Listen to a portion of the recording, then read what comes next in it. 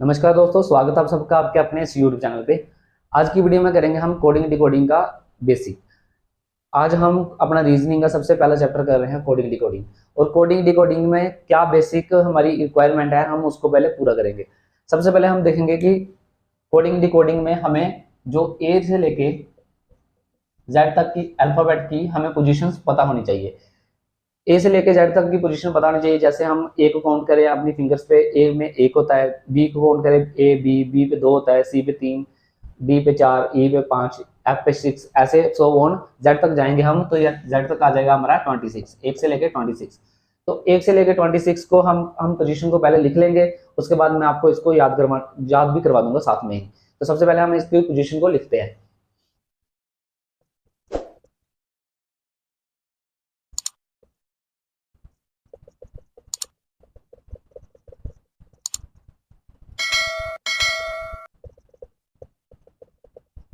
जैसे हमने सारी अपनी कोडिंग डिकोडिंग की जितनी भी हमारी ए से लेके जेड तक अल्फाबेट है, सबकी हमने पोजीशन को लिख लिया है।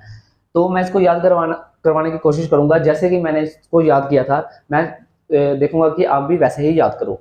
सबसे पहले हम देखते हैं। सबसे पहले ए की पोजीशन पे एक और सो ऑन ऐसे हम जाएंगे और जेड की पोजीशन पे आ जाएगा 26।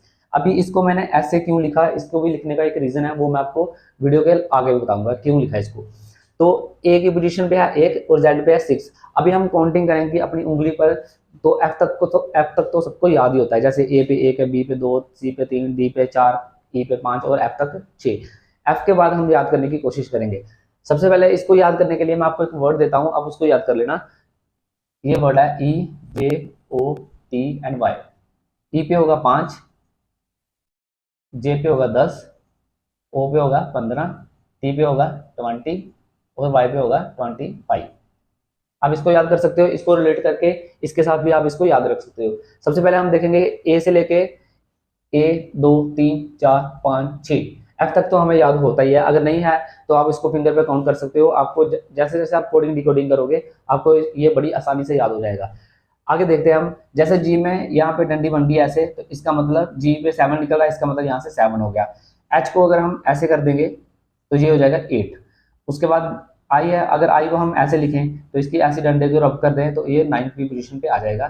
इसका मतलब जो आई है वो 9 पे है। और जे को 10 हम यहाँ से याद रख सकते हैं। आगे के 11, अगर जे 10 पे है तो के उसके अगला वाला अल्फाबेट है, इसका मतलब वो 11 पे होगा, एल। अभी एल को याद रखने के लिए हमारे पास एक वर्ड है लॉइन। जो लॉइन होता है वो 12 साल शिकार करके उसके बाद डेड हो जाता है, फिर वो शिकार नहीं कर सकता। इसका मतलब हम इसको ऐसे याद रख सकते हैं। अगर जैसे मैंने आपको अभी बताया कि एल फॉर लॉइन, लॉइन 12 साल शिकार करके डेड हो जाता है, उसके बाद शिकार नहीं कर सकता। अगर ये आपको बाद आप एल की पोजीशन कभी भी याद करने की कोशिश करोगे तो आपको मेरी ये बात याद आएगी और उससे आपको 12 साल की पोजीशन इसको आपको पता चल जाएगी। ठीक है, एल पे हो गया 12। एम और एन, एम और एन इंग्लिश अल्फाबेट सीरीज का फर्स्ट हाफ का लास्ट लेटर और एन इंग्लिश अल्फाबेट सीरीज की सेकंड हाफ का फर्स्ट लेटर है। कैसे? जैसे हम 26 हमारे पास लेटर है, उनको हम 13 और 13 करके लिख दिए। और पहले वाले हाफ में 13 लेटर एम लास्ट में होगा और एन सेकंड हाफ में पहले नंबर पे होगा। ठीक है, तो ये आपको वैसे भी याद ही रहेगा एग्जाम में, क्योंकि इसको आप बार बार कोडिंग डिकोडिंग में रिपीट करोगे तो ये हमें आसानी से पहले याद हो जाता है। अगर नहीं होगा तो एम ऐसे बन रहा है, अगर हम इसको ऐसे उल्टा कर दें तो आपको पता है एम बीच में आ रहा है कोई इंग्लिश के, तो इसका मतलब इसके आगे एक लगा देंगे तो ये 13 बन जाएगा। खैर हमें ऐसे याद करने की जरूरत नहीं है क्योंकि हमें ऐसे ही इसकी पोजीशन याद हो जाएगी। एम और एन की पोजीशन हम ऐसे याद रख सकते हैं। उसके बाद ओ है, ओ को 15 यहाँ से याद रख सकते हैं। ओ के बाद ओ के साथ हम पी को रिलेट कर सकते हैं क्योंकि ओ 15 पे है तो पी 16 पे होगा। आगे क्यू के लिए है 17 और आर के लिए 18। इससे हमें एक वर्ड बन रहा है कि 17 साल के क्वीन का 18 साल के राजे के साथ शादी कर दी गई। जो 17 साल की क्वीन थी उसकी 18 साल के राजे के साथ शादी कर दी गई। इसे आप याद रख सकते हो। नहीं तो आप अपना कोई भी अल्फाबेट का कोई भी आप पोजीशन बना के इसको याद कर सकते हो। जैसे आपको कोई भी निमोनिक मिलता है आप उसके साथ भी रिलेट कर सकते हो। जैसे किसी का नाम ही होगा क्यू पे, किसी का नाम आर पे होगा, तो आप उससे भी याद रख सकते हो। तो उसके बाद एस है। जैसे एस को तो अगर याद करना, आप टी को 20 पे है तो टी से पहले आता है एस और टी के बाद आता है यू और वी, उसके साथ भी आप याद रख सकते हो। अगर टी 20 पे है, यू 21 पे होगा, वी 22 पे होगा।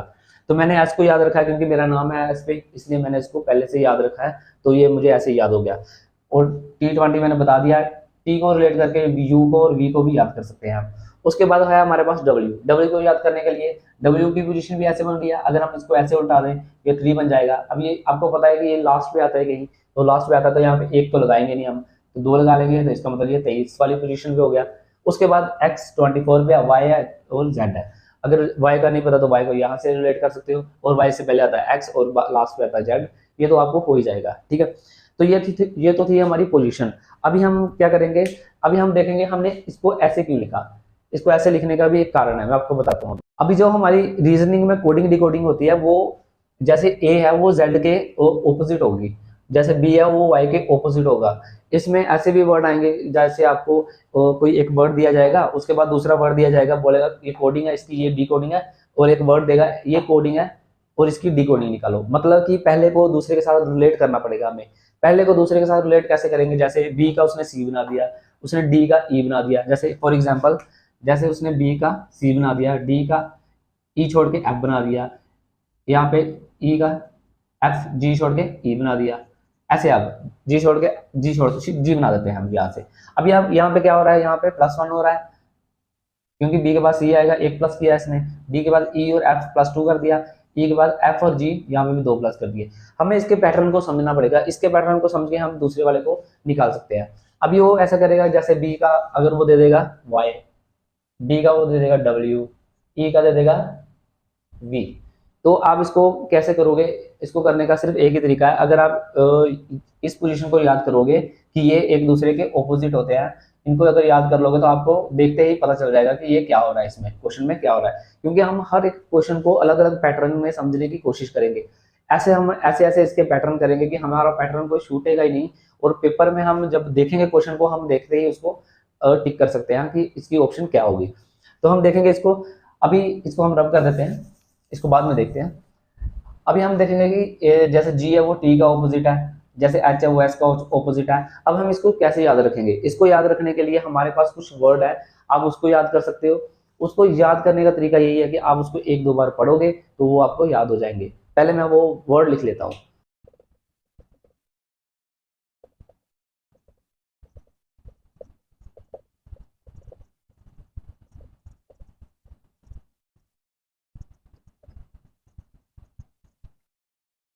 अभी आप इन सब वर्ड्स को ध्यान से देखोगे तो आपको समझ में आएगा कि ये मैंने वर्ड्स लिखे हैं, इसको आप कैसे याद करके रिलेट कर सकते हो। अगर आप इसको 1-2 बार पढ़ोगे तो आपको अपने आप याद हो जाएगा, आपको याद करने की जरूरत ही नहीं पड़ेगी।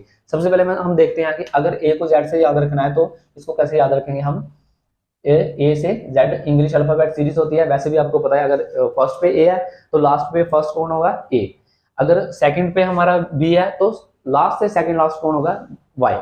अगर हमारा थर्ड पे सी है तो थर्ड लास्ट पे क्या होगा, एक्स। अगर हमारा फोर्थ नंबर पे डी है तो सेकंड फोर्थ लास्ट पे कौन सा होगा, डब्ल्यू।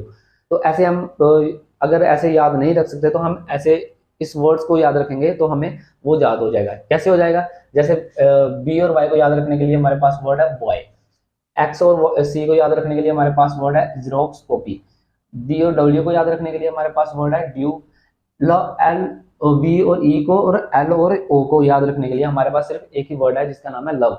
लव को याद रखेंगे, एल ओ के ऑपोजिट है और बी ई के ऑपोजिट है। यहाँ पे देख सकते हो आप, बी ई के ऑपोजिट है और यहाँ पे एल ओ के ऑपोजिट है, यहाँ पे एल ओ के ऑपोजिट है, बी ई के ऑपोजिट है। ठीक है, एक ही वर्ड से हमें 2-4 की पोजीशन पता लग गई, एल की ओ हो गया और वी का ई ऑपोजिट हो गया।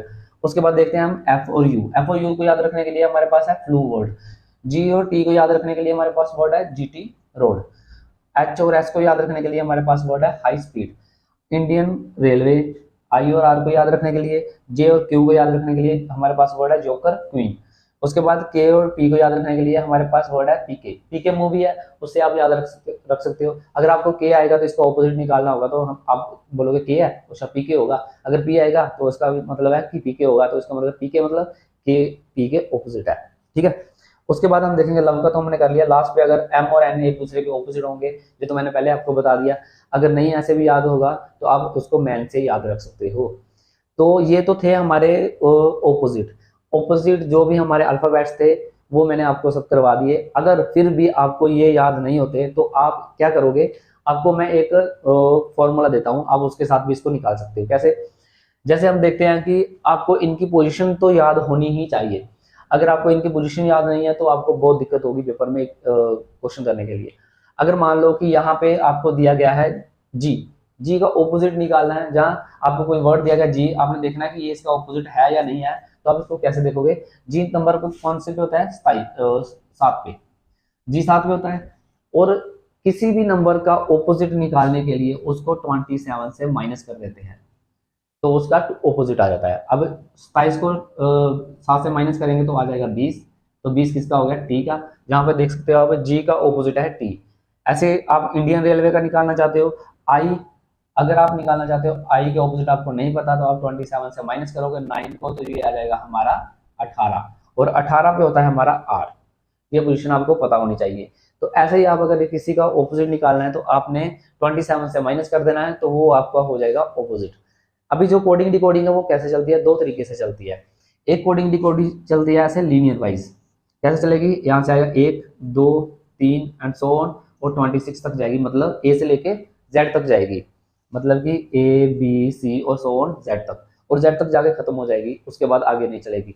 और एक कोडिंग डिकोडिंग चलती है ऐसे सर्कल वाइज। सर्कल वाइज कैसे चलती है, जैसे यहाँ पे A B C and so on, जहाँ पे आ गया जेड और दोबारा से स्टार्ट हो जाएगी, जैसे 1 2 3 सो ऑन, उसके बाद यहाँ पे आ गया 26, उसके बाद 27 28 29, ये जैसे 26 यहाँ पे खत्म हो गया था, यहाँ पे खत्म नहीं होगा, ऐसे सर्कल वाइज चलता रहेगा।